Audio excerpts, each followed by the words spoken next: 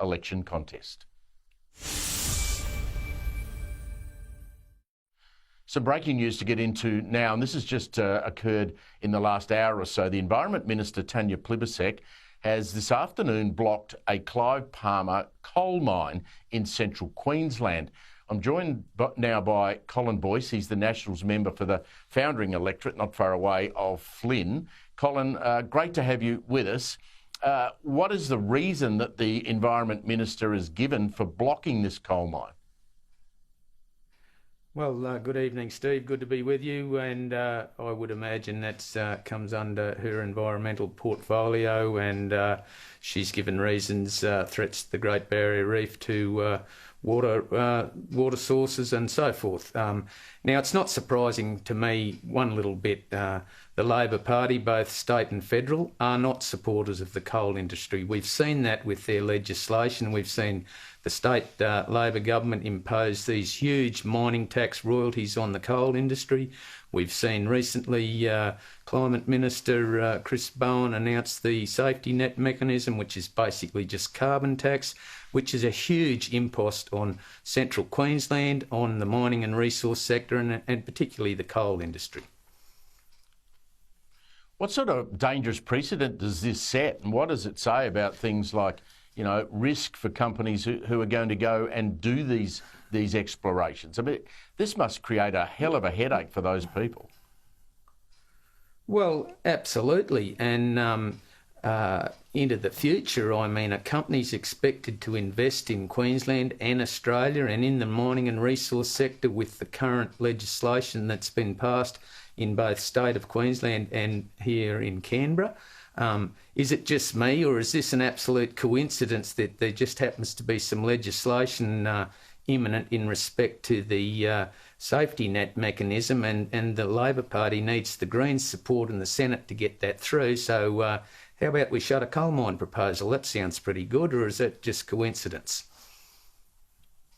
Colin, we've had this argument before. I remember back when the Adani mine was a big issue, and there was the critics of the Adani development were saying, well, you know, we're going to destroy the barrier reef. And as we know, Adani and the Adani mine was so far away from the barrier reef, it wasn't funny. This site is 10K in from the coast, as I understand it. With your knowledge of the geography there, is it a reasonable argument to make that those freshwater creeks could end up polluting the ocean around the barrier reef with runoff?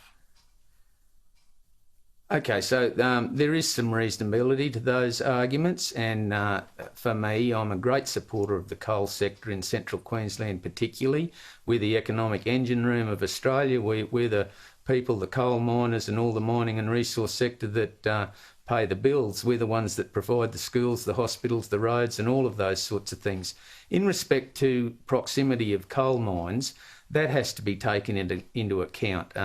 We've seen a coal mine proposal down near Bundaberg, for an example, which is on very high value agricultural land there. We've seen that vetoed, and I think that's a reasonable assessment in that particular case.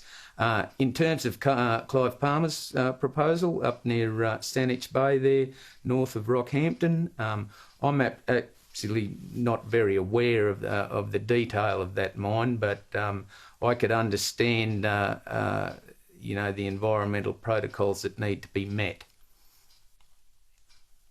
Do we suspect that there might have been a bit of payback for Clive, given what Clive's done in terms of advertising against the Labor Party in various elections? Is this, some of this could be personal, maybe?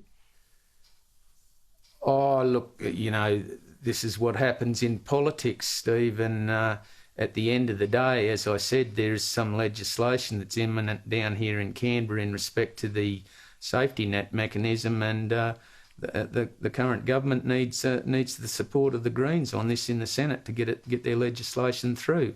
I would, question the whole motives behind the environmental argument.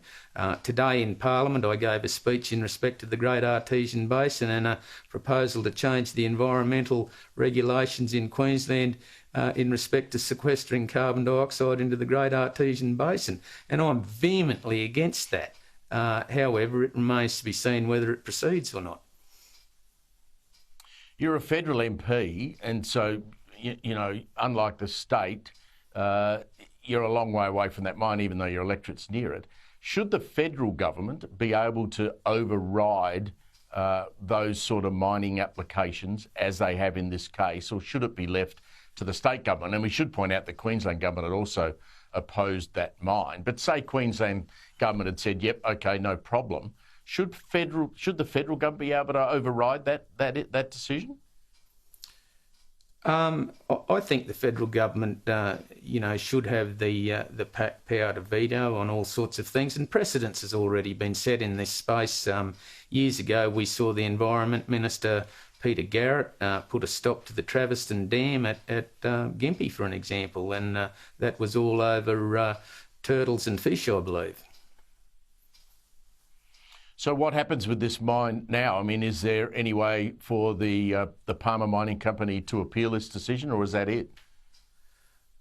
Well, I am not sure exactly of the protocols surrounding that. I would say that that's it. If the Federal Environment Minister has vetoed it under the EPBC Act, I would nearly say that that's the end of it. So that's the end of several hundred jobs in Central Queensland.